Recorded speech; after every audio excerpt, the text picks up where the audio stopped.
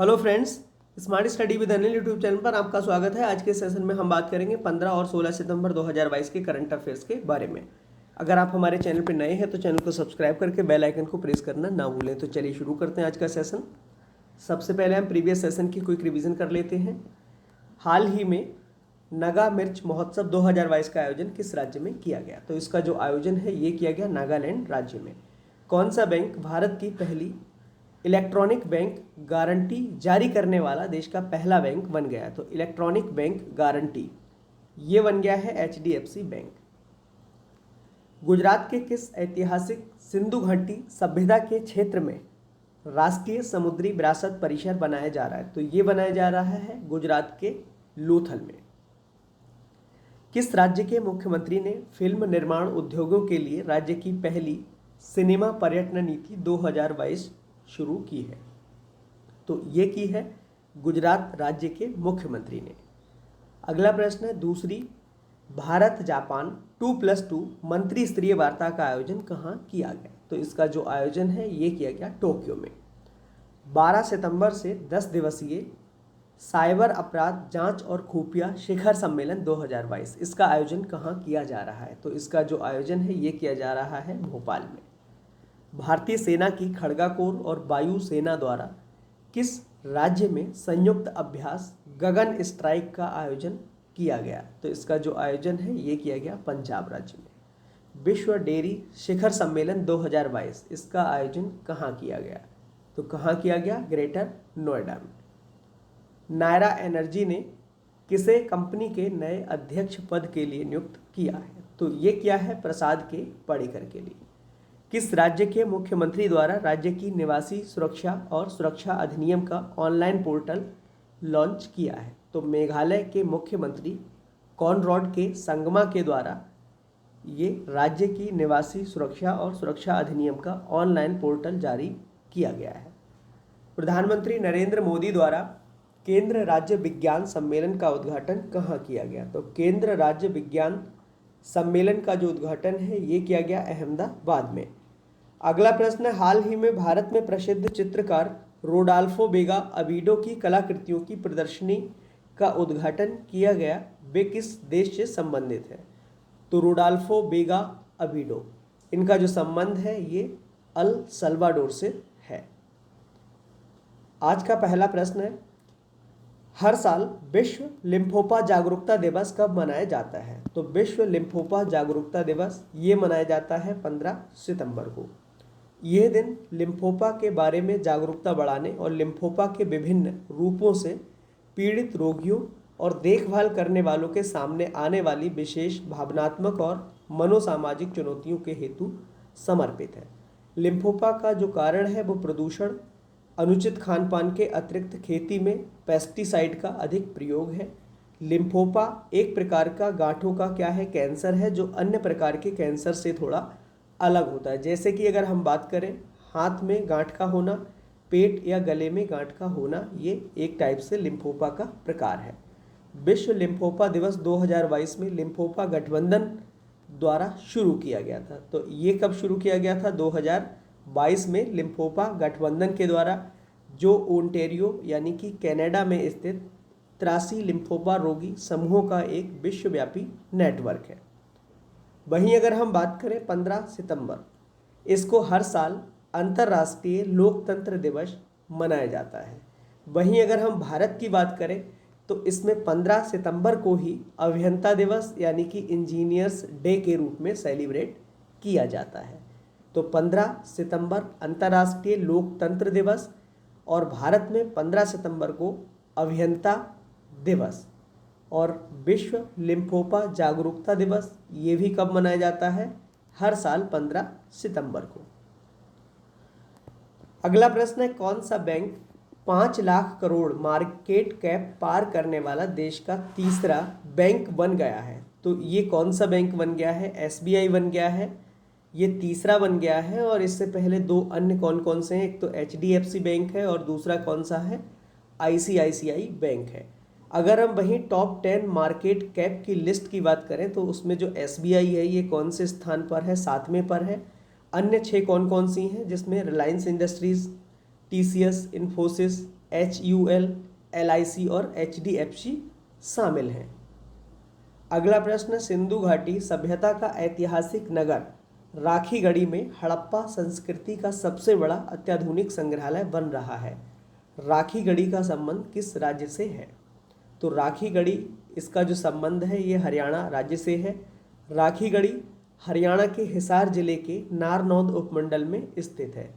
भारतीय पुरातत्व सर्वेक्षण यानी कि ASI ने इस गांव में पहली बार जो खुदाई कराई थी 1963 को, और इसके बाद 1998 से 2001 के बीच में डॉक्टर अमरेंद्र नाथ के नेतृत्व में ASI ने फिर खुदाई शुरू कराई थी। अगला प्रश्न, जल संरक्षण और संचयन के उद्देश्य से भारत सरकार द्वारा शुरू की गई अमृत सरोवर योजना में कौन सा राज्य देश में पहले पायदान पर है? तो इस कौन सा राज्य है? उत्तर प्रदेश। अमृत सरोवर योजना का जो उद्देश्य है भविष्य में पानी का संरक्षण करना है। मिशन अमृत महोत्सव के क्रियान्वयन में मध्य प्रदेश का जो स्थान है दूसरा है, जम्मू कश्मीर का तीसरा है, राजस्थान चौथा और तमिलनाडु पांचवें पायदान पर है। प्रधानमंत्री नरेंद्र मोदी के ड्रीम प्रोजेक्ट अमृत सरोवर के तहत उत्तर प्रदेश में कुल 8,462 झीलों का निर्माण कराया गया है। अगला प्रश्न है, बहुराष्ट्रीय काकाडू युद्धाभ्यास का आयोजन किस देश की नौसेना के द्वारा किया जाएगा? तो काकाडू युद्धाभ्यास ये किया जाएगा रॉयल ऑस्ट्रेलियाई नौसेना के द्वारा, इसका आयोजन किया जा रहा है। रॉयल ऑस्ट्रेलियाई नौसेना द्वारा आयोजित काकाडू युद्धाभ्यास में भाग लेने के लिए भारतीय नौसेना का INS सतपुड़ा और P-8I समुद्री गश्ती विमान ऑस्ट्रेलिया के डरबिन पहुंच चुका है।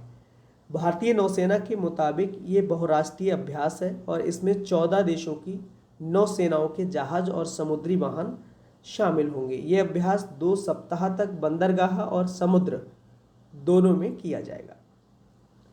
अगला प्रश्न है, bill power the insight story of the incredible turn around in Indian women hockey नामक पुस्तक किसके द्वारा लिखी गई है? तो bill power the insight story of the incredible turn around in Indian women hockey ये लिखी गई है पूर्व कोच सोजल्ट मारिजने के द्वारा। पूर्व डच फील्ड हॉकी खिलाड़ी और पूर्व भारतीय महिला हॉकी कोच सोजल्ट मारिजने ने bill power the sunrise story of the incredible turn around in Indian women hockey नामक नई पुस्तक लिखी है। यह पुस्तक 2017 में भारतीय महिला हॉकी टीम के मुख्य कोच नियुक्त किए जाने पर सोजल्ट मारिजनो के अनुभवों पर प्रकाश डालती है। अन्य पुस्तकें और उनके लेखक एक नज़र देख लेते हैं। Divorce and democracy a history of personal law in post independence India ये किताब लिखी गई है सौम्या सक्सेना के द्वारा। The hero of tiger hill autobiography of a Paramvir ये किसके द्वारा लिखी गई है? Major Yogendra Singh Yadav. Indian banking in retrospect 75 years of independence doctor Ashutosh Rarabikar. Lockdown lyrics ये किसके द्वारा? संयुक्ता दास ये एक कवयित्री हैं, इनके द्वारा ये पुस्तक लिखी गई है। अगला प्रश्न है, 2 दिवसीय राष्ट्रीय रक्षा MSME कॉन्क्लेव और प्रदर्शनी कहाँ पर शुरू हुई है? तो ये राजस्थान के कोटा में शुरू हुई है। राजस्थान में पहली बार डिफेंस कॉन्क्लेव और प्रदर्शनी का आयोजन किया जा रहा है। प्रदर्शनी में T-90 और BMP-2 टैंक, आर्टिलरी गन, विभिन्न प्रकार के स्नाइपर और मशीन गन और सैन्य पुल सहित रक्षा उपकरण प्रदर्शित किए जा रहे हैं। इस आयोजन में रक्षा क्षेत्र में काम करने वाली 50 से अधिक स्टार्टअप कंपनियां इसमें क्या है भाग ले रही हैं। वहीं अगर हम बात करें सेना अध्यक्ष वर्तमान में कौन है? जनरल मनोज पांडे हैं। सूक्ष्म लघु और मध्यम उद्यम मंत्री MSME ये कौन है वर्तमान में? नारायण राणे। अगला प्रश्न है, जापान भारत समुद्री द्विपक्षीय नौसैनिक अभ्यास जिमैक्स 2022 का छठा संस्करण कहाँ पर शुरू हुआ है? तो ये शुरू हुआ है बंगाल की खाड़ी में। भारतीय नौसेना द्वारा आयोजित जापान इंडिया मैरीटाइम एक्सरसाइज 2022 यानी कि जिमैक्स 2022 का छठा संस्करण 11 सितंबर 2022 को बंगाल की खाड़ी में शुरू हुआ है।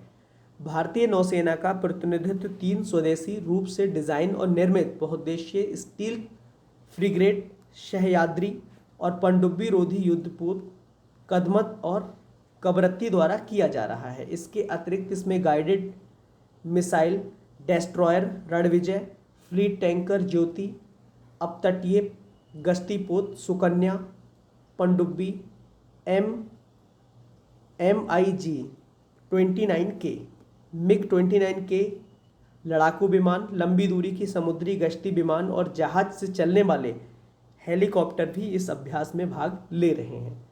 जिमैक्स 22 में 2 चरण शामिल हैं। एक तो समुद्र में इसका जो अभ्यास है ये किया जाएगा और दूसरा विशाखापट्टनम में जो बंदरगाह है विशाखापट्टनम बंदरगाह उसमें दूसरे चरण में अभ्यास किया जाएगा।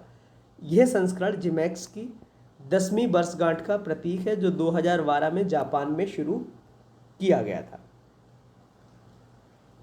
अगला प्रश्न है, संयुक्त अरब अमीरात यानी कि UAE की प्रमुख स्वास्थ्य सेवा प्रदाता कंपनी बुर्जिल होल्डिंग्स ने किसे अपना ब्रांड एम्बेसडर नियुक्त किया है? तो ये क्या है? अभिनेता शाहरुख खान के लिए। बुर्जिल होल्डिंग्स के प्रमुख कौन है? डॉक्टर शमशीर बयालिल।